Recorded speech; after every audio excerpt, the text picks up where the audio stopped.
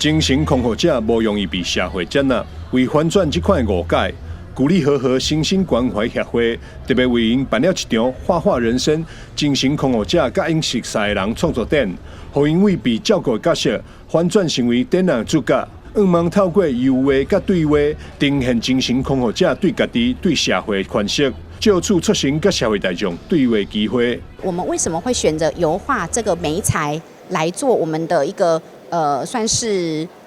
使用，是因为呢，油画它其实跟我们的人生一样，它是可以重复的堆叠、重复的修改。对，那其实呢，这也跟我们的社区精神康复者生命的过程是一样的。那我们觉得呢，就是在这样的一个不断的练习的过程里面呢，也可以展现我们的社区精神康复者的一个力量。现场除了展出精神恐吓者画作，另外也有教学作品，同款嘛伫展览上亮相。我们这一次的展品呢，除了我们社区的精神康复者以外，其实也有包括我们的家属。那家属的部分呢，其实我们也会很期待说，家属可以借由我们这样子一个油画的过程，建立起他的一个支持的网络，那甚至有一个情绪的一个抒发的一个窗口。比如说像我们有一些的画作，其实它是家属的画作，那也很欢迎大家到时候一起共同来欣赏。宣传记者会上，嘉南疗院嘛伫现场设立单位，向大众宣导支持互惠概念。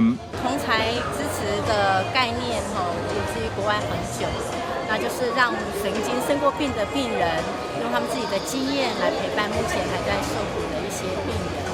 那这个其实江南疗养院的同才支持服务是源自于卫生局的一个居住方案的计划，那目前也是我们全台南第一个同才支持的一个服务。那今天很高兴有这个机会跟鼓励和协会一起合办，来到这个地方，让大家可以看见我们同台支持服务的概念。